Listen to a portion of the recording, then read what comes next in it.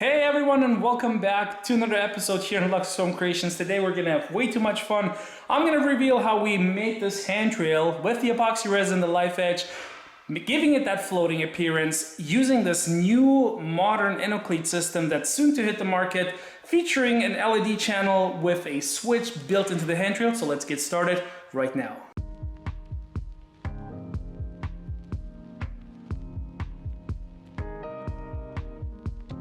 So this is where the beautiful project begins. We have some nice life edge Manitoba white burl oak.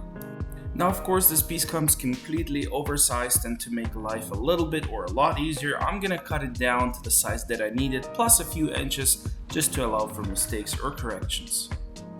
Now initially I wanted to do this with the track saw, cutting the axis off, leaving me just pretty much with the bark and the little wood that I need, but the track saw was on the job site, so I ended up using my saw. So the next step was pretty straightforward. It was time to build the mold in where we will cast the entire handrail, which was simply built out of 5/8 melamine that I had sitting in my shop, which is nothing but a simple box, and you could have built it with any kind of material. Now here comes the crucial part. Make sure you seal your box so that the resin later on can't escape. Especially this type of resin we're going to be using for this project is a little bit more runny, so it will want to run away from you if you don't seal up your unit perfectly.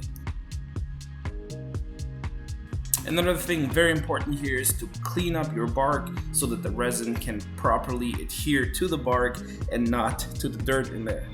The epoxy resin we're going to be using for this project is supplied by Richelieu. Thank you very much for that. The brand is called Line Grip, and if you buy the starter kit, which I'm showing you right now, it pretty much comes with everything you need for a small project, from brushes to sanding blocks to your gloves to the measuring cup. Everything in the instructions, and even it's going to show you samples of the tinting that you can possibly do with the pigments that they supply and what it will look like once you add the proper drops into the resin. We're going to apply the mold release, which also comes with the starter kit, to help us release the handrail later on easily. Now I tried many mold releases, and this one actually really worked really well. Then it's time to mix up the resin, which is pretty much straightforward. We're gonna use 2 liters of the crystal clear resin and 1 liter of the hardener because it's 2-to-1 ratio, and then we're gonna mix it up until it's crisp clear, just like that. Now this resin is a deep cast resin, and it dries clear and it won't yellow over time. Now to fill in the resin was pretty straightforward, but the one thing that I want to point out is because we're pouring it into the bark as well as into that void form where the resin will be exposed and it's going to have that nice clear look, I had to add another 750 milliliters just to account for resin disappearing into the bark. And also the good part is it would cure it and make it harder when we plane it, and it's not going to rip it out. I was amazed how runny this resin was, and it didn't create any bubbles, but still I used my torch to get rid of any potential little bubbles that I didn't see. So a couple days later I came into the shop to demold the handrail, and it worked so well. I was really impressed, like I said, with the silicone spray. The only reason why that melamine broke off there is because the tape was still attached and I should have cut it through.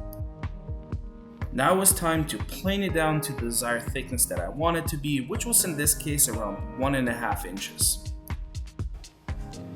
Okay, we're pretty much set up for sanding right now. I'm not gonna final polish this thing because we still have to put in the LED and whatnot, but here's the question.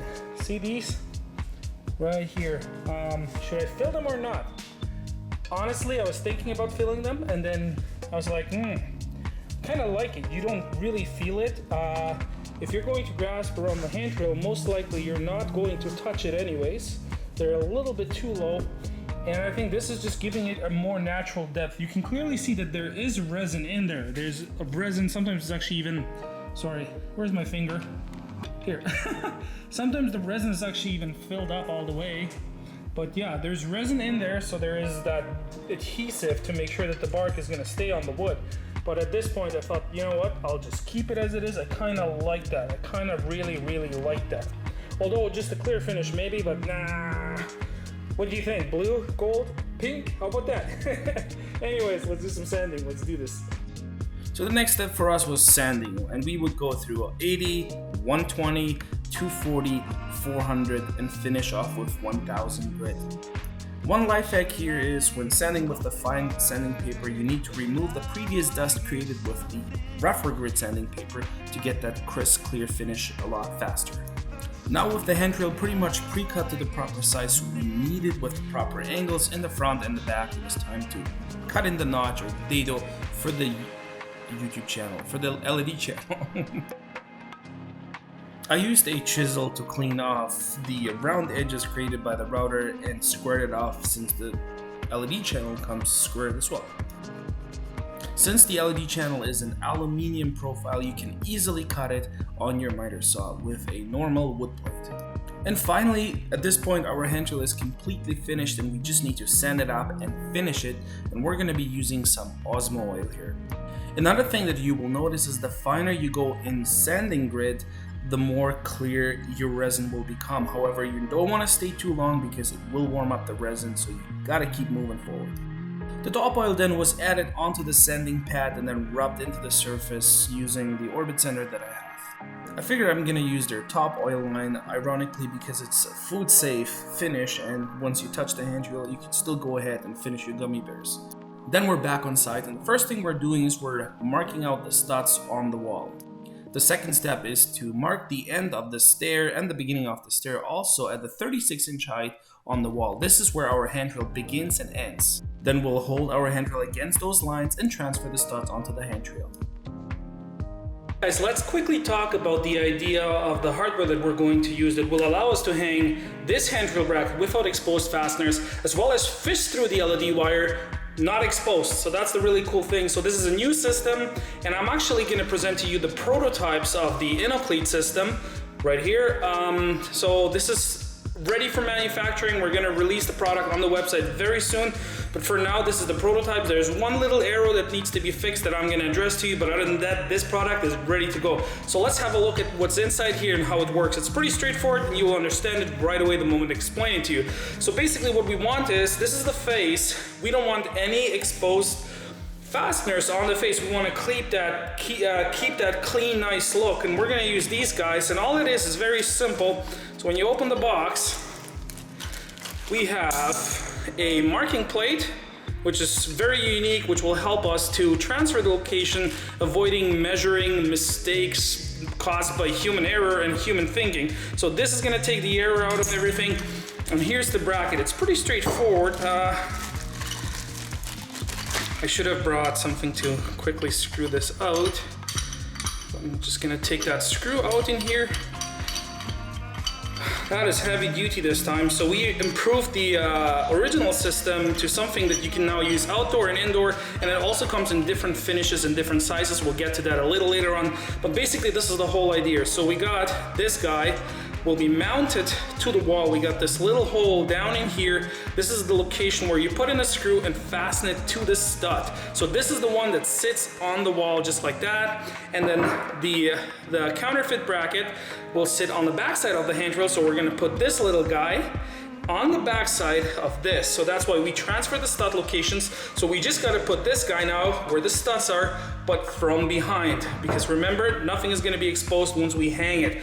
And then what happens is once this guy is on there, this is on the wall, basically your handrail is gonna slide into the notch in here, and then we got this huge set screw to lock it in place. The cool thing about this guy, we've got that empty channel in here where we can fish through the LED wire from the wall, fish it through into the handrail and profile the handrail accordingly for the LED, whatever we're doing. So like I said, this is a new system. We're just about to release it on the market. We're ready for production right now, and it comes in different finishes. So this is the black one. It's 2-inch deep, 1¼ inch high, and I believe about 3-inch long. So it's giving you that contemporary slim look. So this is the black one, and then we got, this is the Canadian coat because it's got the 2 inches. We also got the United States one, which is 1½ inches, but everything else is the same, no changes there. We got a copper color, and we also have a stainless steel finish. And like I said, there's different sizes, different shapes for different type of applications. So in this case, we're gonna use the black one because it matches all the hardware. And also since we have the LED wire and we got that long contemporary handrail design, rectangular, we might as well wanna use a rectangular bracket versus a square unit. So let's put this guy on and I'll show you exactly how it's done. Easy peasy. First thing for us here to do is to transfer the stud locations that we put on the front to the back side of the handrail. Okay, next step, pretty straightforward. See this tip off the marking plate? That's the tip to be used to transfer the inner bracket to the outer bracket onto the drywall. So we're gonna line this tip up with the stud location off the handrail that we put onto the back side. We're just gonna line it up like this and put a couple screws in here so it's not gonna go anywhere. Let's do this. Since this is a really hard wood species, I'd like to pre-drill before I'm going to drive in the little screws through the marking plate into the wood. Now with the marking plates in proper place, we would align again the handrail at the marks that we initially made and tap it against the wall. This will indent the location of the other bracket to go onto the wall into the studs. The one thing that I do want to point out here is because of the LED cable, which is quite thick, I added this tape and pushed it back in so that it's not in my way when trying to tap the handrail to the wall. Next, I would drive a screw through the Innocleat bracket into the indented mark into the stud. Okay, so we mounted the outer brackets in place, but we don't know yet which angle they need to sit on because we want them to go parallel with the flight of the stair nosing. So all I have for here is I have a trim that's pretty straight. You can use a level also, but I don't want to scratch up the stainless steel, so I'm just going to use this trim.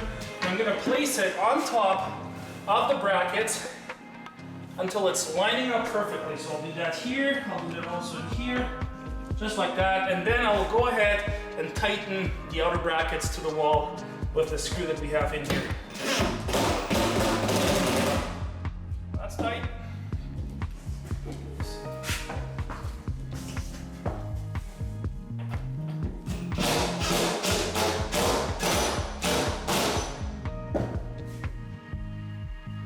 That's bang on. That's how we do it. Next step. So back to the handrail, we would remove the marking plates and put the actual brackets on, making sure that the screw is not too deep coming out the other side.